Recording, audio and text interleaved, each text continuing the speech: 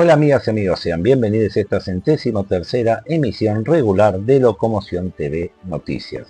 Desde el estudio único de Locomoción TV en la ciudad autónoma de Buenos Aires, llegamos hasta ustedes luego de 7 días desde nuestro último encuentro por estos medios. De entrada ponemos el foco en la profundización de la guerra del Estado y el capital contra la Madre Tierra. Tras la vergonzosa madrugada parlamentaria que entregó nuestros glaciares al extractivismo, analizamos cómo la burocracia política dinamita la seguridad hídrica de los pueblos para aceitar los negocios de las corporaciones mineras.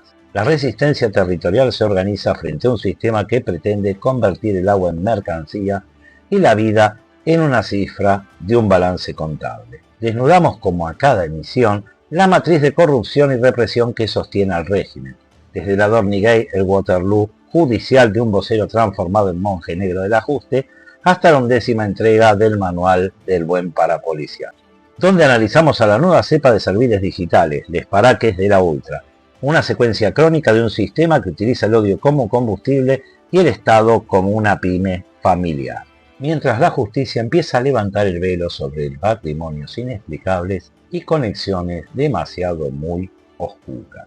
Analizamos el alivio procesal en la causa YPF. A la jueza Presca le suspendieron la vida y los accionistas de Burford braman ante un escenario que no se esperaban para nada. Mientras el oficialismo festeja un ahorro de 18.000 millones de dólares que todavía no existe, desarmamos el exitismo de los políticos que venden la piel del jabalí antes de haberlo cazado.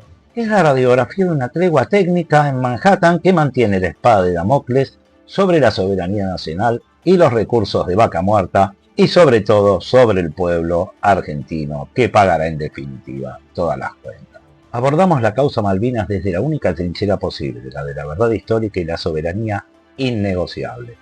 Denunciamos el negocio de la capitulación del peronismo fueguino que cuida las baterías del invasor mientras factura en chelines.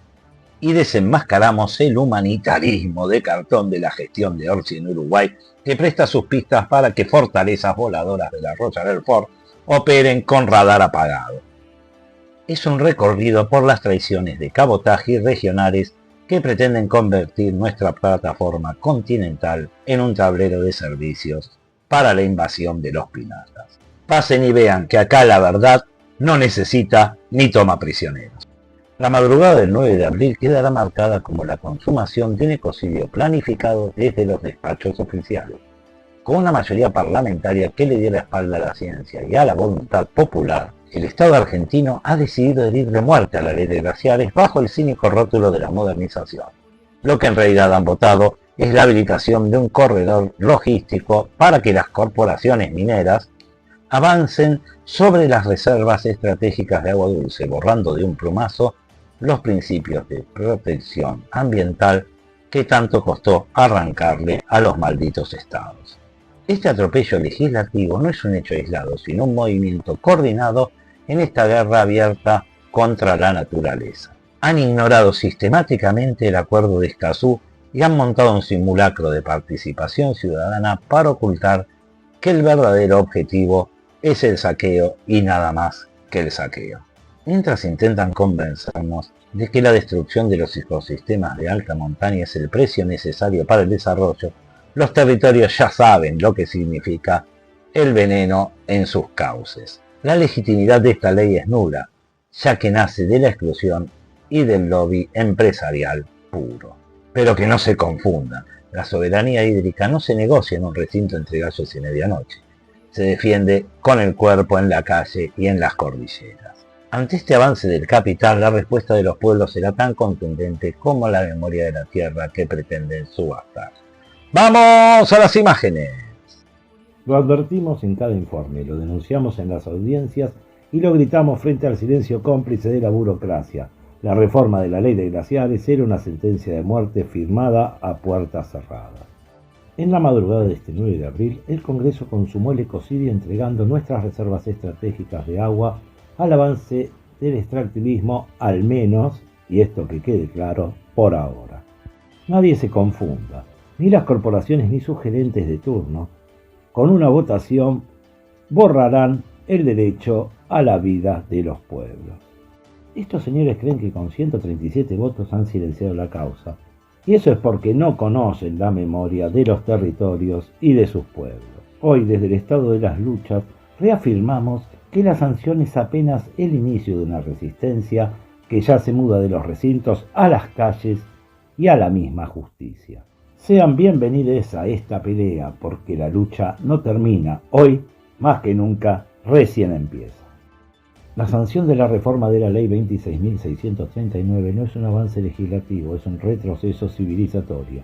El oficialismo y sus aliados han decidido ignorar los principios de progresividad y no regresión ambiental, violando tratados internacionales como el Acuerdo de Escazú. Como ya documentamos en marzo, esta reforma nace viciada, se gestó sobre un simulacro de audiencia pública que excluyó a más de 100.000 ciudadanos inscriptos y que le negó la voz a medios independientes bajo pretextos técnicos que escondían solamente puro terror a la verdad. Lo tragicómico de la cosa es que estos señores creen que con 137 votos han silenciado la causa. Reafirmamos que esta sanción es apenas el inicio de una resistencia que ya se muda de los recintos a las calles y a la misma justicia. El cambio de concepto es criminal al exigir una significancia hídrica certificada por las propias provincias mineras. Han dejado de proteger el ecosistema para empezar a medir los términos del negocio. Como bien explicaba Néstor Omar Ruiz en nuestras notas anteriores, los glaciares tropicales y el ambiente periglaciar son los que garantizan los 365 días del año la vida en zonas de déficit hídrico. Lo que anoche llamaron modernización es en realidad la habilitación para dinamitar los tanques de agua naturales que alimentan a comunidades enteras en Jujuy, Catamarca y San Juan. Recordamos cómo el Estado, mediante la Dirección de Prensa de Diputados, intentó frenar nuestra cobertura de las audiencias. Ese miedo a la masividad y a que el conocimiento científico no corporativo llegue a la gente es el mismo que hoy los lleva a celebrar una ley que será impugnada. No hay acto administrativo válido cuando se amputa la participación ciudadana. La reforma ha sido sancionada, pero su legitimidad es nula. A quienes hoy celebran el fin del bloqueo ideológico les recordamos el precedente de Monsanto en 2013, cuando un pueblo decide que el agua no se negocia, no hay presupuesto de seguridad ni rosca política que logre mover un solo camión envenenador. La batalla parlamentaria terminó, pero la batalla territorial y judicial recién comienza. Los glaciares no son plata, son vida, y la vida, aunque la voten en contra, se defiende hasta las últimas consecuencias. Manuel Adorni, rebautizado por la realidad como el comandante Propolio, no es solo el fracaso de un funcionario, es el colapso de una estética del cinismo que este gobierno lleva a extremos. El Adorni Gate ha puesto al descubierto lo que veníamos denunciando, un esquema de latrocinio inhumano que no tuvo empacho en utilizar a jubilados como testaferros para inyectar dólares blancos en un sistema de lujos inexplicable. Mientras desde el atril se recitaba el mantra de la austeridad y se pedía no tener miedo a la represión, puertas adentro se gestaba un triángulo de impunidad entre mansiones en countries, vuelos oficiales convertidos en Uber familiares y préstamos turbios que ya están todos ellos bajo la lupa del Poder Judicial. Este personaje que pasó de alcahuete presidencial a jefe de gabinete hoy vuela demasiado cerca del sol de su propia soberbia, enfrentando un Waterloo judicial del que ni todo el blindaje mediático podrá salvarlo al parecer. Pero el blindaje de este régimen no es solo institucional, es también parapolicial. Estamos asistiendo a la era del esparaque de la ultra, una gavilla digital que ha reciclado los métodos más oscuros del peronismo para potenciarlos con una ferocidad nacida de la propia ignorancia. Estos criminales por entusiasmo han creado su propio código de maldad inusitada, donde no se odia lo suficiente a quien se atreve a informar con libertad. Son los mismos que señalan periodistas para que la gavilla los ataque, operando como una aduana ideológica que intenta ocultar el olor podrido de sus negocios inmobiliarios detrás de avatares y chicanas baratas. Frente a este despliegue de autoritarismo y corrupción, nuestra respuesta sigue siendo la misma. Una memoria que no se vende y la verdad in extenso como única, barricada y protección. El tiempo de las canchileadas de Hotel 5 Estrellas se terminó. Ahora es el tiempo de que la realidad y la justicia pasen factura a quienes creyeron que el Estado era su botín de guerra. ¡Vamos a los informes! Manual del buen parapolicial. 11ª entrega. La era del esparaques de la ultra. Introducción al informe. Esta 11ª entrega del Manual del Buen Parapolicial viene con algunos cambios, no sustanciales al menos en la expresión verbal de esta gente. Cambió el perfil de gobierno del sistema y solamente cambió la descarada convicción con la que los paraques de la Ultra pueden hacer también el trabajo. Quizás porque son infinitamente más feroces, más audaces y mucho más ignorantes y agresivos que sus predecesores. Crearon la frase NOLSALP, que significa en su código básico: no odiamos lo suficiente a los periodistas. Se viene el reciclaje mileísta de paracos peronchos, potenciando solamente las barbaridades que a sus predecesores les resultaban vergonzosas, no por hacerlas, sino por el hecho de que se supieran. Es la era de los paraques de la Ultra, signada por una visión de que todo vale, sin solución. No es que solamente se parezcan, es que las coincidencias son chocantes. Ya estaba en edad de merecer una sistematización que, por otra parte, es más que evidente porque vencen todos los estereotipos de la derecha parapolicial y los reivindican todos. Siempre pensamos que no podría ser peor y, claramente, siempre puede serlo. Por ahora, parece que lo es. La opereta del reciclaje siniestro. El caso Brandisen. Lo que las usinas como Agarra la Pala, el Duque indignado ejecutaron hoy no es un error de archivo, es una operación de saturación por anacronismo. El método. Toman un video de junio de 2023, con Axel Kicillof siendo increpado en Brandsen, e inyectan el contenido en el flujo actual sin fecha ni contexto. El objetivo. Generar una percepción de caos presente y enmugrar el debate público. Buscan que la prensa pierda tiempo, aclarando la fecha mientras ellos ya dispararon la siguiente mentira. Es el reciclaje de un hecho verídico para fabricar una urgencia artificial. Más allá de lo siniestro del actual gobernador de la provincia, este tipo de reciclajes no son extraños ni nuevos. Kicillof sabe muy bien de eso, ya que son su única forma de hacer prensa aún hoy. Lo cierto es que indignan o no de acuerdo a quien sea el culpable de lo que allí se quiera ver. El analfabetismo doctrinario. De Croce a la Juventus. Esta es la prueba irrefutable de su orfandad intelectual. Se llenan la boca con la palabra liberalismo, pero demuestran una ignorancia que da vergüenza ajena. La confusión de cancha. Son tan básicos y rústicos que piensan que Benedetto Croce es el 4 de la Juventus. Les hablas del padre del liberalismo ético y se ponen a buscar la figurita en el álbum de la Champions. La falsa libertad. No tienen idea de que el liberalismo es, o debería ser, en sus concepciones más respetables, una lucha espiritual contra la prepotencia estatal. Para estos tipos, la libertad es solo un permiso para ser crueles en redes y lamerle las botas al poder de turno. Son los mayores estatistas que existen. Usan el aparato digital para exigir la extinción del que piensa distinto. Acá no entregamos periodistas. Nunca. Que no se equivoquen. Nuestra furia es coherente. La misma que fustigó a los comunicadores paracos del peronismo es la que hoy denuncia a esta nueva cepa de serviles. La línea roja. Podremos ser críticos feroces, pero jamás aceptaremos la entrega de periodistas. El señalamiento de colegas para que la jauría digital los muerda es parapolicialismo puro. El paraque voluntario. A diferencia del modelo anterior, estos son serviles permanentes y voluntarios. No sienten remordimiento por las barbaridades que proclaman. Son peligrosos por su estupidez y su falta total de ética profesional. Por si no lo entendieron aún, les recordamos nuestro credo. Nunca Estado y jamás patrulla. El gobierno de Don Cangrejo. Vivimos en un sistema que valora al pesado de seda, el funcionario cínico que desprecia las instituciones, pero pisotea al ciudadano de a pie, al que consideran un gusano descartable. Criminales por entusiasmo. No tienen problemas en justificar misiles sobre civiles o alineaciones geopolíticas delirantes, el jabo y su sionismo de cotillón, con tal de sostener el relato.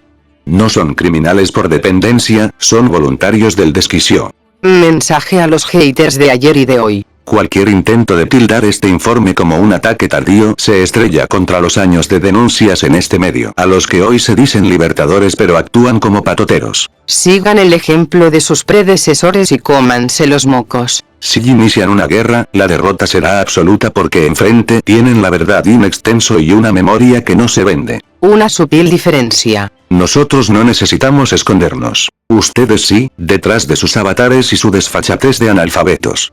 Dornigate, el Waterloo de los Chukis de la Ultra. Es una pelea que no debieron pelear. La soberbia de un magro triunfo electoral se le subió a la cabeza. Lo de Manuel Adorni no cierra por ningún lado e insiste en mentirle y hasta se hace el guapo el muy limitado jefe de gabinete y vocero, ahora genio de las gangas, las operaciones raras y las mentiras que tapan otra más. El protagonista, impertérrito, no le entra una bala, el comandante Propóleo está blindado, o mejor dicho, esto es lo que este señor supone. Por eso el mote que ya es popular sobre el personaje, comandante porque no le entra una bala y Propóleo porque cada día le encuentra nuevas propiedades. Esta historia viene ya de hace mucho, el comandante Propóleo está políticamente liquidado, tirando en minutos lo que hace un año parecía indiscutible y que en la faz judicial mueve como mínimo a risa, por no decir a náusea, que sería escatológico, pero adecuado. No es solo un vocero, es el López Rega de esta era, el que susurra al oído de León mientras afuera el incendio consume la utopía del Schukis de la Ultra. ¿Cuánto le durará la coraza de sandeces y mentiras al comandante Propóleo?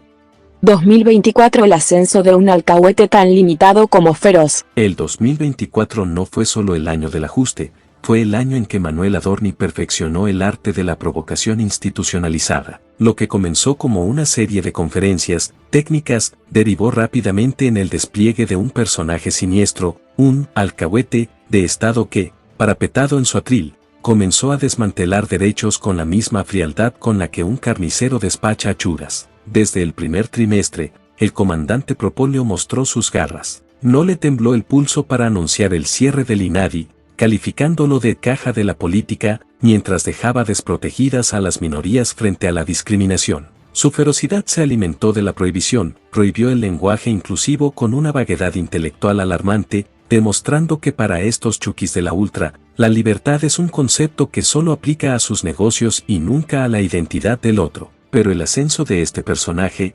limitado pero feroz, alcanzó niveles bizarros cuando intentó borrar de un plumazo la historia popular. Su ninguneo a Maradona en el Día del Zurdo no fue un olvido, fue un ejercicio de macartismo cultural que le salió por la culata. La vis cómica se le borró cuando tuvo que ir a balbucear explicaciones a la radio, dejando en evidencia que su blindaje es de cartón cuando el pueblo le responde. La ferocidad del alcahuete se ensañó especialmente con los más débiles. Mientras justificaba el veto a la movilidad jubilatoria, Adorni acuñó una frase que define su ADN autoritario: no hay que tenerle miedo a la represión. Para el comandante Propóleo, un jubilado reclamando dignidad es un incumplidor de la ley que merece ser contenido con el profesionalismo de los gases y los palos. Cerró su primer año triunfal lanzando la nueva CIDE, una burocracia de vigilantes diseñada para mirar los supites de los ciudadanos, mientras él, junto a personajes reciclados como Sturzenegger, hablaba de meritocracia y sangre azul.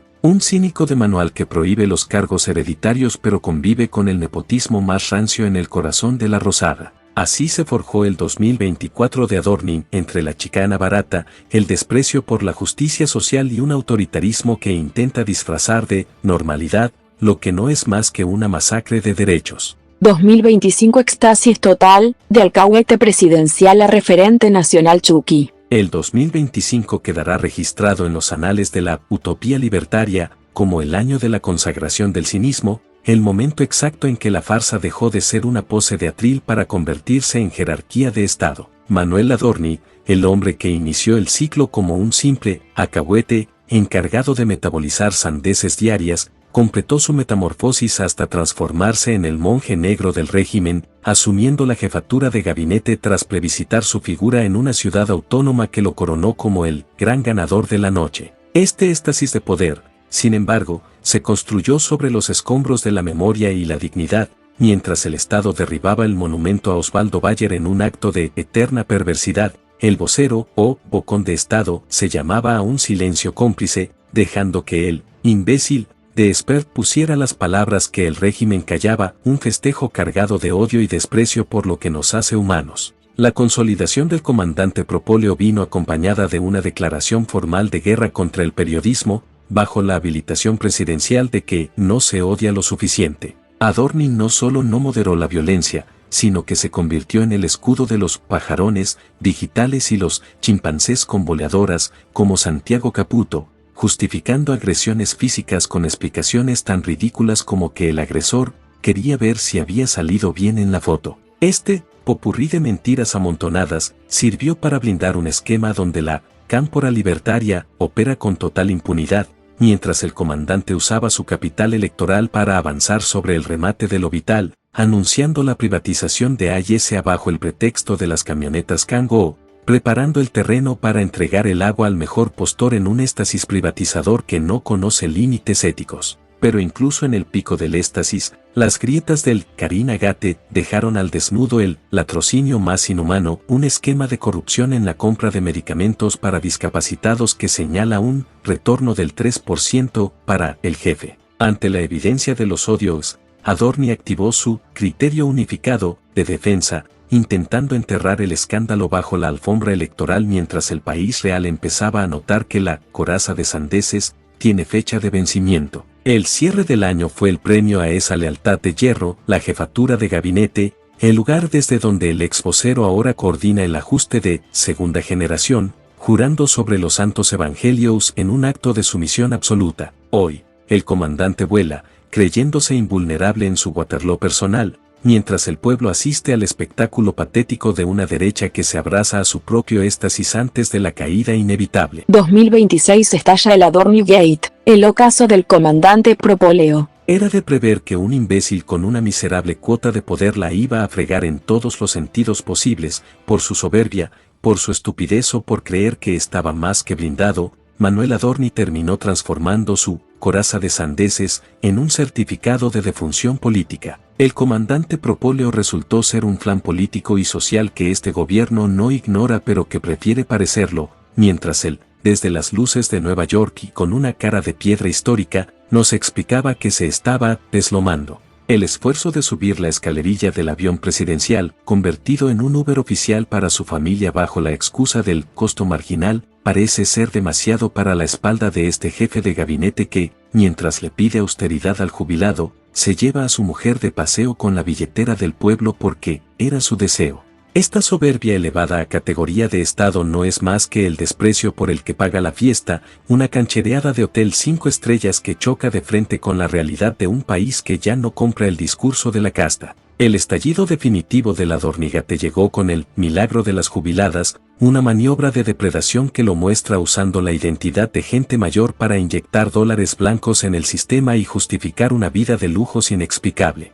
Mientras el comandante firmaba préstamos turbios de $100,000 con comisarias retiradas, su mujer cerraba la compra de mansiones en countries, cerrando un triángulo de impunidad que el fiscal Pollicita ya tiene bajo la lupa. Este personaje, al que cada día se le encuentra una propiedad nueva, no tuvo empacho en mostrar su hilacha más rancia incluso en las fechas más sagradas. En el acto del 2 de abril, quedó expuesto haciendo un playback patético de la marcha de Malvinas, balbuceando estrofas que nunca se molestó en aprender porque, en su delirio de deidad, los caídos son simples mortales que no merecen su respeto. Para Adorni, la soberanía es un trámite ajeno y Malvinas un guión que lee mal mientras busca la próxima cámara para ensayar su sarcasmo barato. La caída final se cocina entre la censura y el miedo, ante la falta de respuestas sobre sus activos oscuros que no figuran en la declaración jurada. El comandante optó por el manotazo de ahogado, instalar una aduana ideológica en la Rosada y prohibir el ingreso de periodistas bajo el pretexto de una operación rusa. Es el odio confeso a la libertad de prensa de quien ya no sabe cómo ocultar el olor a podrido de sus negocios inmobiliarios y sus viajecitos a Punta del Este. Adorni ya no es el vocero estrella, es un inquilino de un poder que le queda gigante, un patoba que se refugia en el silencio judicial mientras el pueblo le saca la ficha a su estafa. El comandante Propóleo voló demasiado cerca del sol de la impunidad y hoy solo le queda el rastro de la infamia, recordándonos que la verdadera autoridad se gana con conducta, no con las canchereadas de un imitado que creyó que el Estado era su pyme familiar.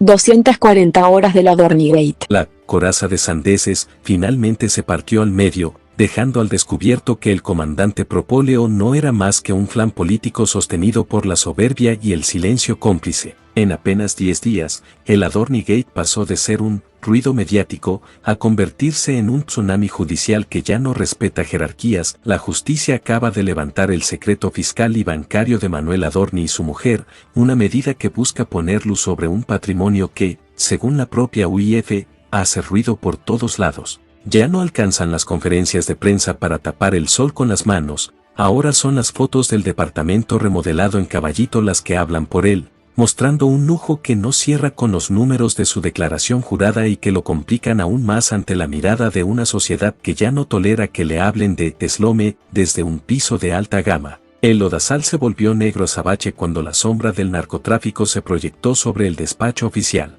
La denuncia que vincula a la escribana de confianza de Adorni con un cártel de México, la misma que firmó cada una de sus oscuras hipotecas fantasma con jubiladas, ha transformado un caso de corrupción administrativa en una causa de seguridad nacional. Este laberinto de conexiones narco y dólares de dudosa procedencia ha provocado que el oficialismo y la oposición recalibren sus estrategias antes de lo que será una exposición histórica en el Congreso, donde Adorni deberá explicar cómo pasó de ser un homeless mediático a un burgués con terminales en el crimen organizado. La erosión sobre la figura de Milei es tal que ya hasta los propios hombres del presidente, viendo cómo la encuesta les devuelve un rechazo masivo, empiezan a pedir la renuncia de quien se convirtió en el López Ligue de la era digital. Mientras tanto, en una interna feroz que ya se cobró la cabeza de Romo en el bloque de La Libertad Avanza, el gobierno intenta maniobras desesperadas para salvar al soldado Adorni. Karina Milei, en un gesto de apoyo que huele a despedida, lo llevó de recorrida por Vaca Muerta mientras la PIA, Procuraduría de Investigaciones Administrativas, le exige informes urgentes sobre el vuelo oficial a Nueva York. El cinismo no descansa. En medio del escándalo, Adorni intentó lavar su imagen confirmando una compensación miserable a los jubilados, los mismos a los que usó como testaferros para sus departamentos. Pero el pueblo ya le sacó la ficha, las causas se multiplican, el bloque oficialista arde y el comandante hoy se encuentra cayendo en picada hacia un Waterloo judicial del que ni todo el propóleo del mundo podrá salvarlo. El tiempo de las canchereadas se terminó, ahora empieza el tiempo de la justicia. La reciente decisión de la justicia de los Estados Unidos de suspender todas las apelaciones pendientes en el juicio por la expropiación de YPF ha generado un éxtasis injustificado en los pasillos del poder. Lo que para el mundo técnico es un alivio procesal significativo que bloquea temporalmente la transferencia forzosa de archivos y embargos inminentes, para la clase política argentina se ha convertido en una nueva oportunidad para el espectáculo del exitismo. Festejar una suspensión de plazos como si fuera la animación de la sentencia es como mínimo una irresponsabilidad estratégica que puede hasta validar la tasación pretendida por el fondo buitre Burford Capital. Este RAM 15 que hoy nos da un respiro no borra la realidad. El 22 de julio de 2026 sigue siendo la fecha límite para que el Estado presente argumentos de fondo en una causa donde la defensa soberana ha sido históricamente un simulacro de patriotismo. Mientras la bicicleta legal gana tiempo en los tribunales de Manhattan, la presión real se traslada a los yacimientos. Lo que se dirime no es solo una cifra en un expediente, sino el control operativo de Vaca Muerta y el patrimonio nacional en sí mismo. El oficialismo intenta capitalizar este parate como una victoria personal y la oposición se lava las manos sobre las responsabilidades de la expropiación de 2012. Pero ninguno explica cómo planean evitar que, al final del camino, el manotazo a las acciones de la petrolera sea el precio de su propia impericia y exitismo inútil. En este escenario de tregua armada, la guardia sigue baja y la mentiranía sigue en el banquillo de los acusados. ¡Vamos a las imágenes! A Presca le suspendieron la vida y los accionistas de Burford Brahman. Los sucesos del 13 de abril. La justicia de los Estados Unidos ha decidido suspender todas las apelaciones pendientes en el juicio por la expropiación de YPF. Esta medida acelera la aplicación de una instancia que, por el momento, resulta favorable para la estrategia de defensa argentina. Suspensión de plazos. Se frenaron los reclamos cruzados entre el Fondo Burford Capital y el Estado argentino, otorgando un alivio procesal significativo. Efecto inmediato. La decisión bloquea cualquier intento inminente de ejecución de embargos o la transferencia forzosa de activos, como el 51% de las acciones de la petrolera, mientras se aguarda una resolución de fondo más estable. La pugna política y el exitismo. Como se analiza en el informe especial, les polítiques y su exitismo vendiendo la piel del jabalí que no cazaron, el caso ha derivado en una competencia de relatos. El oficialismo ha intentado capitalizar la suspensión como una victoria personal, aunque al celebrar un supuesto ahorro de $18.000 millones, corre el riesgo estratégico de validar la tasación pretendida por los demandantes. La oposición Utiliza los fallos técnicos para intentar blindar las responsabilidades políticas y procesales de la expropiación original de 2012. El riesgo del round 15. Se advierte que festejar una suspensión técnica como si fuera una anulación del juicio es una irresponsabilidad. La guardia sigue baja mientras se espera el desenlace final. La espada de Damocles sigue sobre nuestras cabezas. A pesar del alivio actual, el conflicto mantiene fechas críticas en el horizonte. Fecha clave. El 22 de julio de 2026 se mantiene como el límite para la presentación de los argumentos finales de la apelación de fondo. Definición pendiente. La justicia estadounidense aún debe determinar si Argentina violó los estatutos de la compañía, lo que define la validez de la factura de $16.100 millones. Impacto en el territorio. Mientras la bicicleta legal gana tiempo en Manhattan, la presión sobre Vaca Muerta y los recursos naturales sigue siendo el trasfondo real de este despojo planificado. La novedad de hoy confirma que Argentina ha logrado evitar el manotazo inmediato a las acciones de YPF. Es un respiro técnico que permite llegar a julio sin embargos activos, pero la cuestión de fondo sigue siendo una amenaza latente sobre el patrimonio nacional. Sostenemos una posición que no necesita revolucionómetros. La soberanía argentina sobre las Islas Malvinas, Georgias y Sandwich del Sur es absoluta y su usurpación una herida abierta que la clase política vernácula se empeña en infectar por unas pocas monedas. Estamos asistiendo a un festival de la claudicación donde la retórica soberanista se utiliza apenas como una remerita linda para ocultar bolsillos llenos de chelines. No hay nacionalismo que valga cuando puertas adentro se gestiona la logística del ocupante con la eficiencia de un cadetito servil. El escenario en Tierra del Fuego es sencillamente nauseabundo. El peronismo fueguino, ese que se desgarra las vestiduras en los actos del 2 de abril, ha transformado el puerto de Ushuaia en una zona liberada para el imperio y el negocio británico. Han pisoteado la ley Gaucho Rivero y la ley Solanas para garantizarle el amarre al pirata, tapando los carteles de prohibición bajo el amparo de la oscuridad y con la complicidad de cúpulas sindicales mercenarias. Es la política del muelle, si hay libras la Constitución es letra muerta.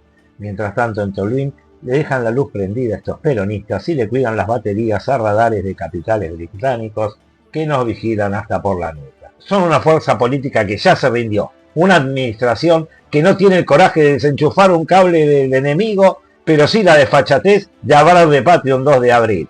No sé cómo pueden tener tanta desvergüenza. A esta tradición doméstica se suma la hipocresía oriental. Uruguay, bajo la gestión de Yamandu Orsi, ha decidido ser la estación de servicio y el hospital de campaña de la logística colonial británica. Presentar un Airbus A400M de la Royal Air Force, una mole diseñada para mover tropas y blindados, como una simple ambulancia humanitaria, es un insulto a la inteligencia de cualquiera.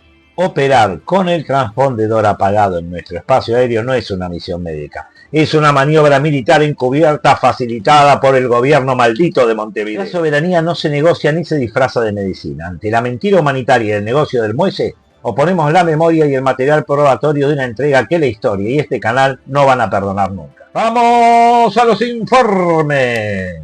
Antes de que empecemos a discutir entre falsos internacionalistas y siniestros nacionalistas que prostituyen el pensamiento de los revolucionarios, desde Locomoción TV defendemos la soberanía del Estado y del pueblo argentino sobre las Islas Malvinas, Georgias del Sur y Sandwich del Sur en usurpación casi bicentenaria por parte del Reino Unido, de la Gran Bretaña e Irlanda del Norte.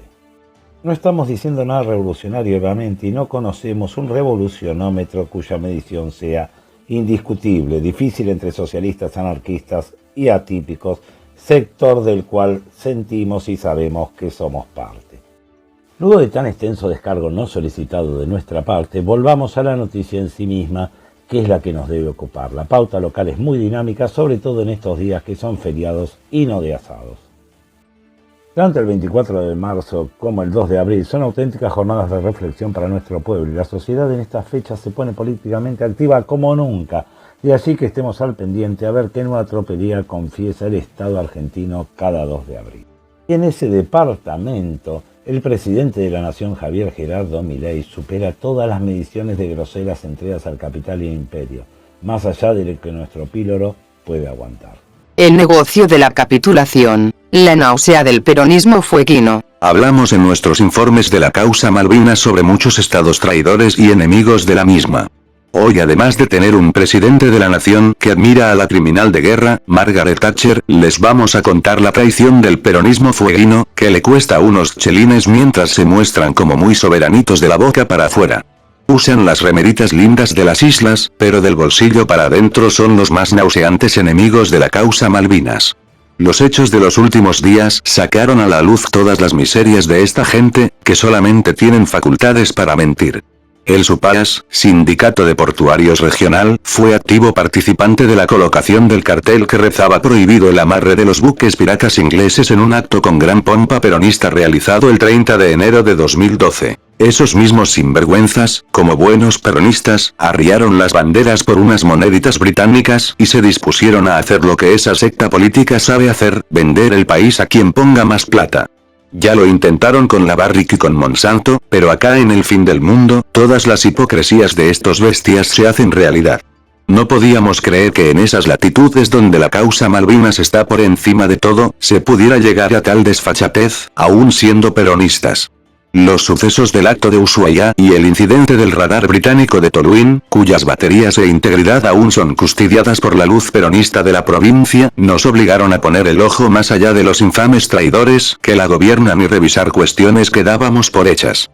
El muelle de la infamia. 2 leyes pisoteadas por pintura alcahueteril. La historia de este cartel es la historia de una claudicación planificada que ignora la ley de punta a punta.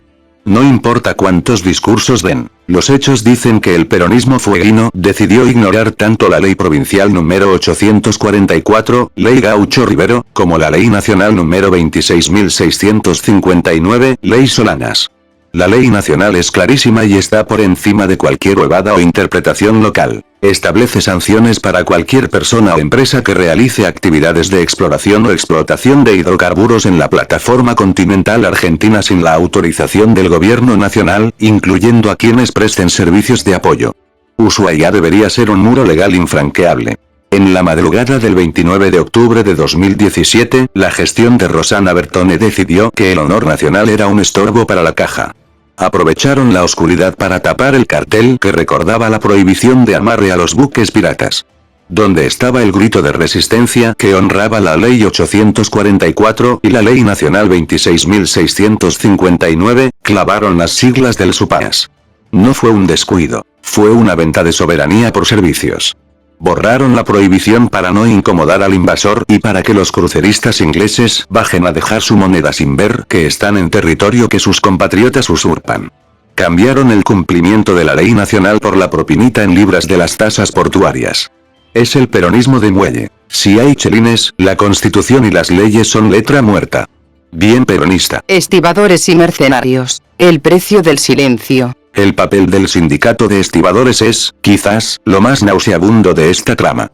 Quienes deberían ser el brazo obrero de la defensa nacional se convirtieron en los custodios del negocio logístico del ocupante. Para la cúpula gremial, el barco no tiene bandera, tiene giro de muelle y jornales. Al poner su nombre sobre el mural del Gaucho Rivero, enviaron un mensaje mafioso. Acá manda la caja, no la patria. Han transformado el puerto de Ushuaia en una zona liberada donde se le lava la cara al pirata mientras se le factura el servicio, pisoteando la jerarquía jurídica argentina por un puñado de monedas. El peronismo, en tiempos de Cristina, ya ha usado esta táctica contra quienes no puede vencer, ya lo intentó la Boca de Córdoba y fue rechazada. Como en este momento de alta náusea, también sé que ya no quieren saber nada de este tema los paracos miedosos del peronismo, que en estos momentos deben cuestionar que le hacemos el juego a la derecha. No, a ustedes nunca les vamos a hacer el juego y a ninguna variable corrupta del sistema. Leolaps y sus cuidadores peronistas de baterías y radares. Pero la desvergüenza no terminó en el puerto. El incidente del radar de Leolaps en Toluín desnudó por completo la miseria de esta gente. Mientras el gobernador Gustavo Melella se desgarra las vestiduras en los actos oficiales, su propia administración fue la que le garantizó luz y conectividad a un radar de capitales británicos destinado a monitorear nuestra soberanía. Son tan miserables que no pueden sostener un cartel en un muelle para hacer valer la ley nacional, pero sí pueden cuidarle las baterías a la ocupación británica. Le dejaron la luz prendida al enemigo para que nos vigile la nuca, y cuando saltó el escándalo, se pasaron la pelota entre ministerios mientras el radar seguirá emitiendo. Una fuerza política que no tiene el coraje de desenchufar un cable enemigo es una fuerza que ya se rindió. Un asco que nos cuesta la causa Malvinas. Son la muestra cara de lo que es esa fuerza política. Gente que ha mercantilizado el dolor de la guerra. Son enemigos de la causa Malvinas porque la han vaciado de contenido para llenarla de billetes. El peronismo fueguino no defiende las islas. Las usa para facturar en contra de la ley nacional que dicen respetar. Recuperar el cartel original que estos mercenarios taparon es la única forma de que el pueblo vea la diferencia entre un patriota y un tipo que te vende la soberanía por unos chelines. Son un asco, y su accionar miserable quedará marcado como la traición de los que prefirieron cuidar las baterías del pirata antes que el honor de su propia tierra. Causa Malvinas. Los uruguayos son derechos y humanos. La ambulancia de 37 toneladas. Un nuevo atropello uruguayo a nuestra soberanía. La hipocresía oriental ha cruzado un nuevo límite. Uruguay acaba de autorizar el vuelo de un Airbus A400M de la Royal Air Force hacia las Islas Malvinas, escudándose en supuestas causas humanitarias. Una aeronave de transporte militar pesado, diseñada para mover tropas y blindados, es presentada ahora como una simple ambulancia. Mientras Yamandu Orsi gesticula Hermandad Latinoamericana, sus aeropuertos operan como la base de apoyo logística que Londres necesita para consolidar su usurpación. Nuevamente vemos cómo el humanitarismo uruguayo se convirtió en la cobertura perfecta para la logística colonial británica. Las causas humanitarias uruguayas siempre son una mentira, un negocio sangriento más basado en el odio a lo argentino que en razones de humanidad, de las que jactan sirviendo al invasor.